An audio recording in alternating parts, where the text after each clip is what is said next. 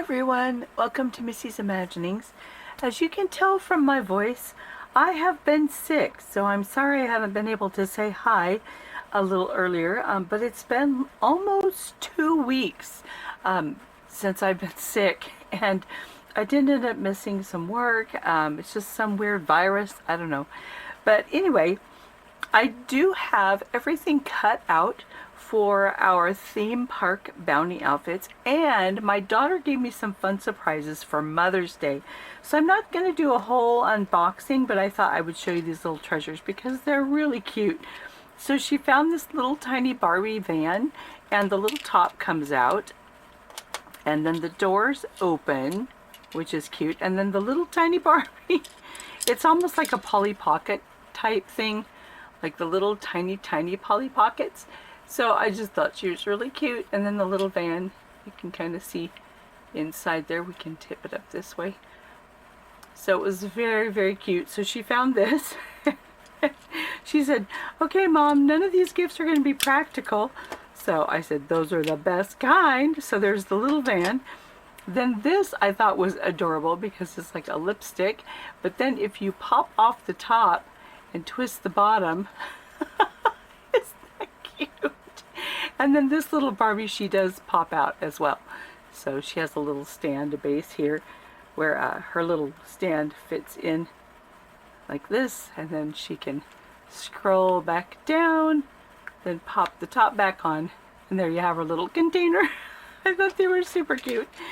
And then we watch Mariah on YouTube a lot, and we love her things, and the girls have got quite a few little things of hers, and then some of her little Rubik's cubes and designs. And then Savannah found that Walmart had some of her little mystery boxes, and so in this little mystery box we have Derp.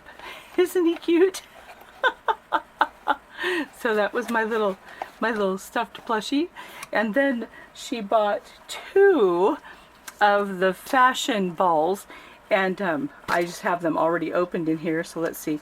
And I was so excited because the first set had this beautiful little hat, so it has the little roses, and then it has the little rose. Oh, I'm caught on stuff. Uh-oh. Caught on a bead? What am I caught on? Oh, the magnet. So it has a little purse that can have either the short chain or it can extend for a longer chain, and then it has a little magnet closure, which is adorable. And then the little shoes that went with it are little white sneakers. Whoa! And they also have little roses on them. So aren't those cute? And they actually have laces. She said, I've never seen such tiny little plastic shoes that actually have laces. So that was the first set that came in the first ball. And then the second one had the little bucket bag, and then the top comes off like this, and then it came with the little blue stiletto heels. I think this is supposed to be like a feathery type of strap that goes across the top. Let's see here, we can, sorry about my hand, there we go. There we go. So these lovely little stilettos, they're so cute, just little tiny ones. So they actually fit in the bag here until I put them in my little rainbow high trunk. And then it also came with a little bow that has an elastic band, so I'm not sure if it's supposed to go around the head, around the neck, I'm not sure where it goes. And then a little kitty, which was really cute. So if I hook it, if I go around the kitty and then hook it on its tail, it gives enough of a pull that, there we go, now our kitty has a bow. And then one of the sets, I can't remember which one, had the little fake fingernails, which is cute. So those are my little treasures that I got for Mother's Day. And then she got me a lovely set of PJs, which I am currently enjoying as I'm still getting over things. It's so funny, it's been, oh my goodness, since about May 1st. Well, actually the last couple days of April, and then into May 1st, and then I actually missed work on the 2nd and all through this past week through the 9th. And so yeah, and I'm just now starting to feel a little better. so that's exciting, so I can go to work next week. But I do have these cut out, so this is going to be the long shirt with a ruffle, and I want it to be this lovely snowflake fabric. It's like a clear translucent fabric, so it's going to be over the white with silver glitter in it, and that's going to be inside, and then it will have the snowflake for like an overshirt with the ruffle in the sleeves. So that's all cut out. Then I also cut out this blue for a button-up shirt. So I have all the pieces for a button-up shirt out of this blue, which I kind of liked. And then the hoodie will be this kind of ribbed white. So I don't know if the texture will show up here. Let's look. There we go. There we can kind of see the texture. So that's going to be the hoodie, and then the pocket on the hoodie will be the hearts. Now on the white one, I did change up the front and the back. I just all changed up the neckline on the front and the back because I want this hoodie to actually be a front opening hoodie, so that if she's wearing it over either one of the shirts, you'll be able to see the shirt when the hoodie's open. So I did change that. On the Snow White outfit, we're going to do the red hoodie just as normal, as a pullover, but on this one I wanted a front opening. So I have the hoodie, then I have a 3-tiered skirt, like with ruffles, that's this fabric. So I have the skirt part and then the ruffles for a 3-tiered skirt out of those blues.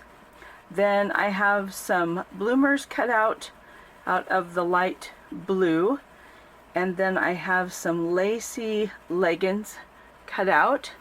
There we go. That's the white lacy leggings. Then I wasn't sure what all I wanted to do, and I still had fabric, so I did some capri length pants out of the like the grayish, greenish, teal, blue, whatever color this is.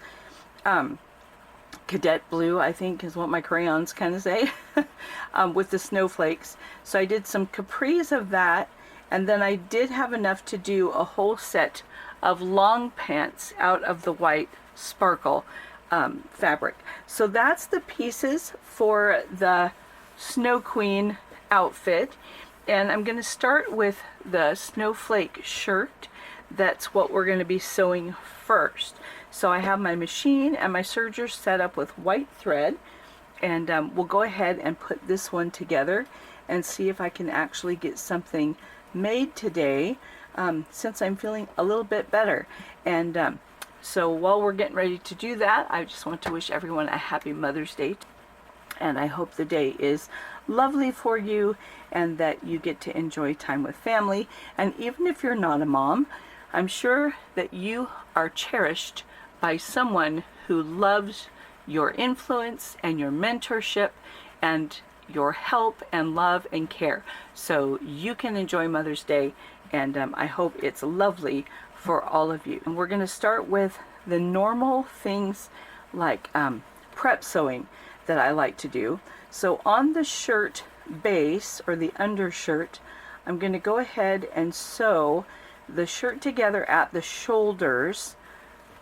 So it will be done like this, and sew the shoulders, and then I'm going to finish out the underarm. Now, because I'm not going to have any sleeves on this, I don't really need a seam allowance for a sleeve to be attached. So on my shirt here, since right here would be the seam allowance, I'm going to cut away the seam allowance and then finish that edge with some white bias tape that will hug the edge of that fabric, so that my arm opening will be the same as if I had put in a sleeve, but it will have a nice finished edge. And so once I get the shoulders sewn, and this doesn't have a lot of a curve, so bias tape is going to be perfect. So I'm just going to trim away that seam allowance, which is 1/4 inch, and then I'm going to finish that by putting on bias tape to finish that edge, and it will be like top stitched into place. So I'm going to do that on both of those arm openings for the undershirt. Then I am not going to do any other parts of the shirt yet. Then on the snowflake part, I'm going to go ahead and sew the ruffle together. And I was thinking on how I wanted to do this. A lot of times I'll just go ahead and sew it on the front and the back before I worry about hemming it. But I want to make sure that this is hemmed with a really tiny hem. So I'm going to sew these pieces together, and then we'll look at how I'm going to hem this kind of fabric. And I'm going to do that on both the ruffles for the bottom of the shirt and the ruffles for the sleeves. And then this will be gathered to fit the edges of the sleeve. Then the unhemmed edge of this will be gathered to fit the hem of the shirt. And then I'm going to sew this at the shoulders as well. But once I have these shoulders sewn in, then these sleeves will have to be put in. So I've got kind of a lot of prep work, so we'll get that done and then I'll come back to the camera. To hem the little tulle, this can also work with chiffon, and I just took and turned up, because I don't have a lot of extra fabric, you know, because it's for doll clothes. So I just turned it up a tiny little bit and hemmed it. I didn't finish the edges because this is so translucent. I don't want to serge the edge because I don't want that to show through, and I didn't want just a rolled hem on the edge because my serger was already set up, so I didn't want to change all that. And a lot of people who might be watching this don't have an overlock or serger machine. So a way that you can hem these really fine little delicate fabrics is I turn this over, and you want to think of the sewn line right here as the edge of your hem. Now I only turned over a tiny little bit just because I don't have a lot of extra fabric, but when you're doing this, you can then go ahead and take your scissors, and you have to be very, very careful, and trim away any excess fabric on that seam allowance away from the thread. So it's going to take a little bit, but we'll just trim a little bit here because I did sew a pretty small seam anyway, but if you have more allowed. Then once you trim that away, then what I'm going to do is I'm going to turn that over one more time, and then I'm just going to sew that hem down. And so that's going to give me a really tiny, tiny little hem on the edge of that fabric, but it will still be a nice finished hem because this edge is turned under. So that's what I'm going to do on the ruffles of this kind. Now on the white shirt, I'll just serge the edge and turn it up because that's just, you know, regular fabric. But on this really, really fine tulle, I just didn't want a bulky hem on the edge. So first I'll trim away all that excess, and not all that because I don't have very much there. But you want to be really careful on this part because first you don't want to clip your thread, but also you don't want to puncture the fabric, you know, of your garment. So just be really careful, especially if you have really sharp pointed scissors. These ones aren't horribly pointed, but that can make a difference. So hopefully that's showing up that I'm just trimming that little tiny bit of seam allowance away from the thread, and I'll do that the whole length, and then I'll go ahead and then just turn that almost right on that thread and then sew that hem again. So that's going to give me a nice pretty little hem to edge. So that's what I'm going to do to finish off the ruffle here, as well as the ruffles that will go on the sleeves.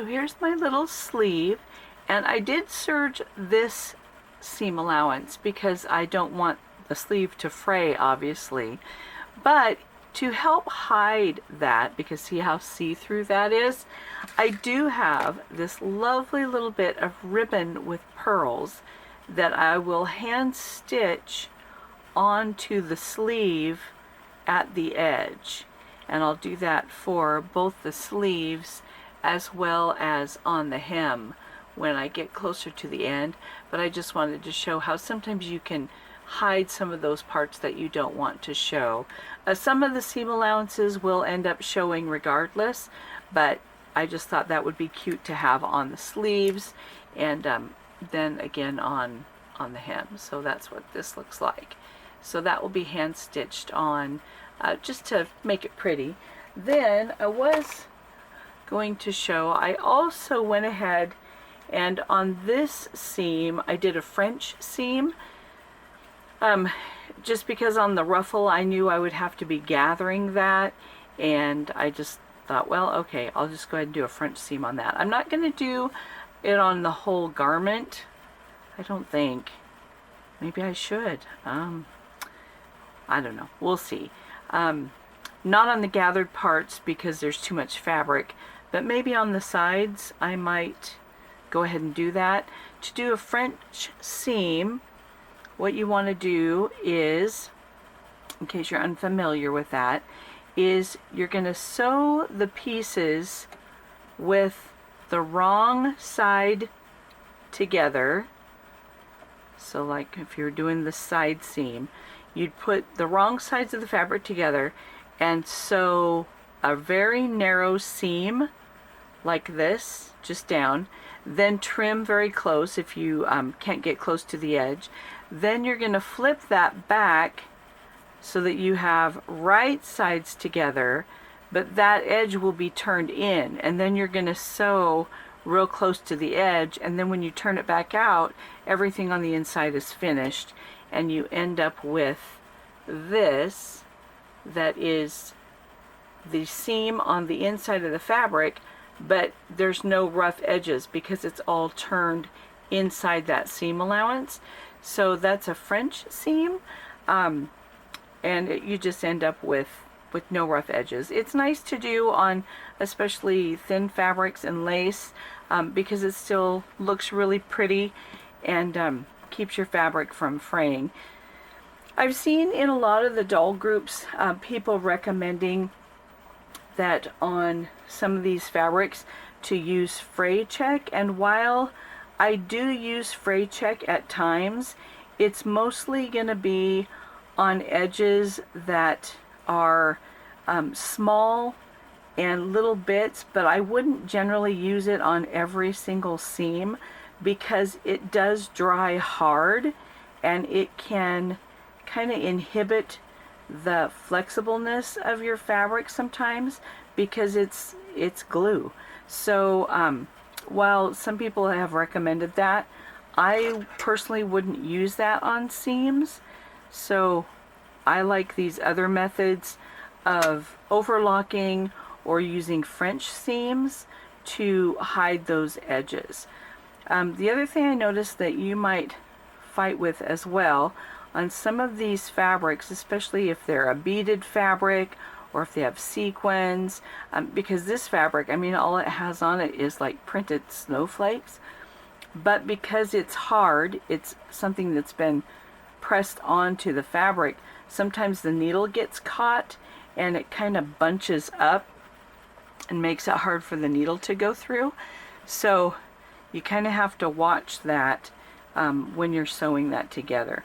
But so I'll go ahead and get this other sleeve done. So I have this gathered on the little tiny sleeves because it's only a short distance.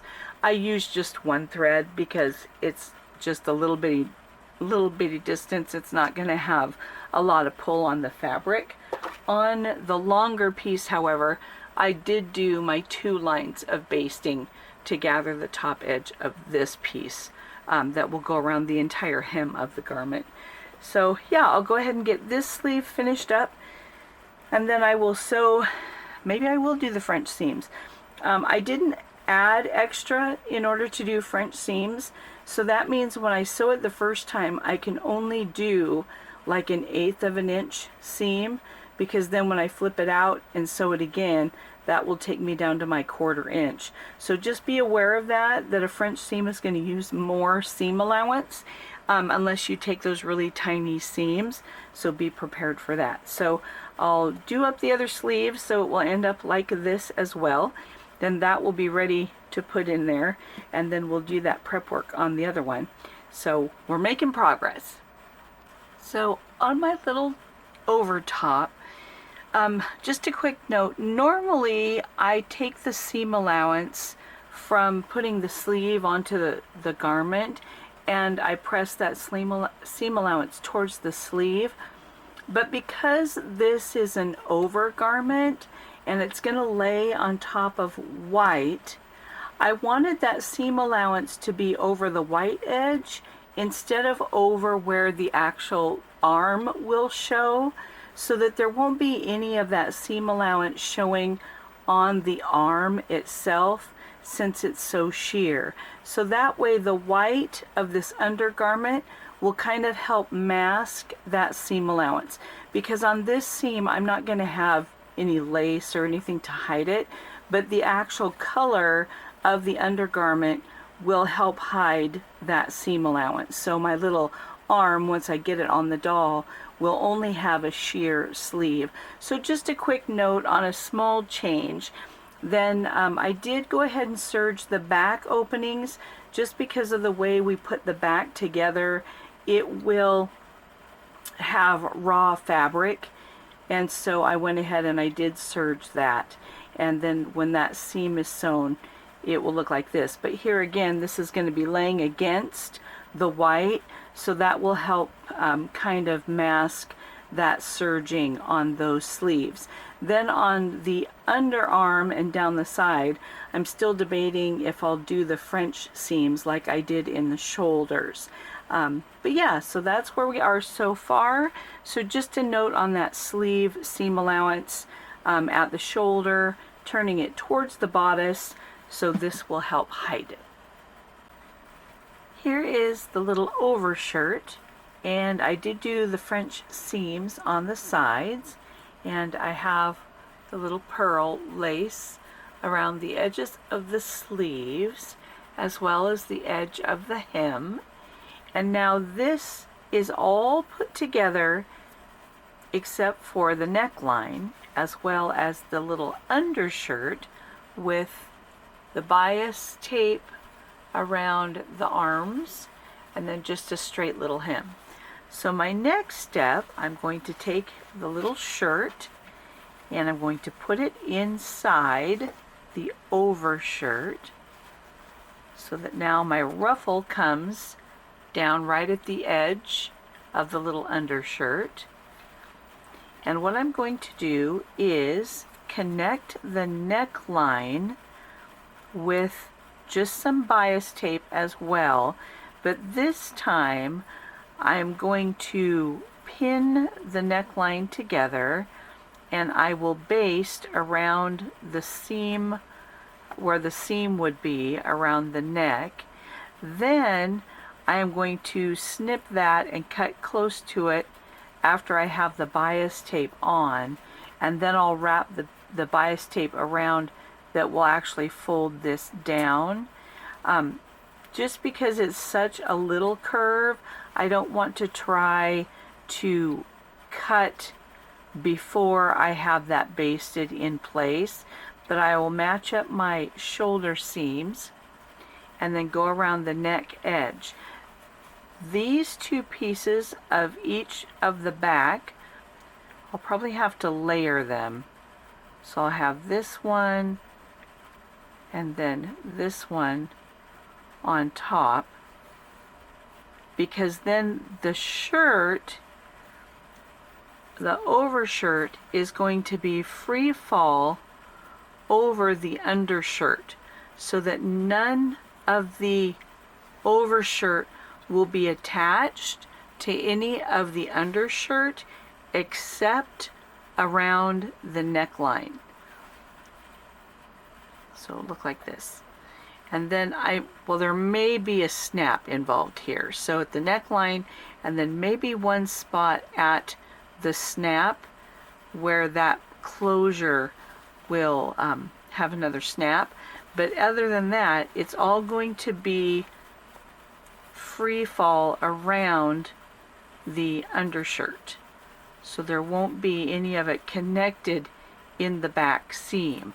So that's my next thing, is just to pin and baste around the neckline, and then I will trim close to that basting line, and then put a white bias tape collar around the neck edge, and then I'll probably add this little trim around the neck edge as well, and then put in my snaps, and then that will finish up the little overshirt. And the reason I have this opening so large is because these are like a cotton and then the tulle that doesn't have stretch. And so because it doesn't stretch, I want a larger opening so I can get the doll through here. So yeah, so there we go. That's our next step to finish up our little blouse. And here is the finished little shirt. So we have the little white under part here, and then the overlay, and it's just pretty simple. And if it's stretchy fabric, you know, then you wouldn't have as many issues probably with the back and having to do all that. But here's how I finished the back. So it is free falling underneath the snaps. I kind of want to press this, but the snowflakes, they kind of stick to the iron, so I'm not sure if I'll iron it or not. But so here's the top. Then, and it has kind of a wrinkle here. I'm hoping when it gets on the doll, it'll kind of fill out a little bit. So there's the top. Then here is the little backpack that we had before. And then I did make the little capri pants that they're made to have an elastic waist. And so you can cut a waistband and do an elastic waist. Or it might work to turn them over. I'm not even looking at the pattern, so I don't remember. But I decided, since they're cotton, I wanted to have it just be a regular waistband. So before I put the waistband on, I put the little capris on the doll, and I pinched together where the fabric would fit on the doll for some darts on the front, and then some pleats on the front, and then some darts on the back. And I do kind of go over how to do this in lots of other different videos on making pants. Most of them are for fellas pants, but the way that it can be done is still the same. And just for your convenience, I actually made a bunch of playlists on the channel here. So if you're looking specifically for like SD male or MSD male or SD female or MSD female, or even some of the smaller 1/6 scale sizes, you can go to the playlists on the channel and kind of have a whole overview. There's lots of different types of playlists, so you can go over there and then let me know in the comments if that's helpful for you. So anyway, I did do these little pants just because I wanted to see them made up. So we'll go ahead and put this little outfit on the doll and take a look and see how it fits. And here's the finished outfit. So we have the little capri pants down here, and I'll kind of see if I can lift up her shirt a little bit later so you can see the top of the pants on her, but I'm gonna have to put the camera back on the thing first. So, and then here's the little top. It's just kind of a little straight down top, and then it has the little ruffle for the hem, and then the ruffle on the sleeves. and then the cute little trim around the neckline and then around the sleeves. And then we'll kind of back up here. I don't want her to fall over. This stand is a little wonky, but I'm going to pull her wig off. We'll talk about the wig in a moment, but then I was able to get the little backpack on her. So this is the little backpack on the back. So there's that part. And then if I make more backpacks than these two that I have finished, I will go ahead and make longer straps on these because they're kind of short. I'm reaching, hopefully my camera's not too bad, but here's the one for Snow White. So I did get this backpack done, but it does need longer straps just to make it a little bit easier to get on the doll. So I would recommend doing that. So give me a minute to move the camera and get it stable so we can take a look at the top of the pants as well. And here are the top of the little capri pants. So it has a waistband, a snap, and then there's two pleats on the front that go towards the out. I did inset a fly because the pattern doesn't have that, but all you have to do is cut a little extension on the pattern. And I have lots of patterns that do have a fly, so you can grab one of those if you want something ready-made. Then in the back, and again this stand is a little scary, in the back it ended up having a dart here and then one here, so that the waist would actually go and fit around her waist. But I made this outfit because this pattern, I wanted to see how it would fit on this doll, because she is a lot more broad through the hips than a lot of the other third scale female dolls that I've had and that I currently have. And so I wanted to make sure this pattern would work for her as well, and it does. It fits her really well. It was really easy to fit.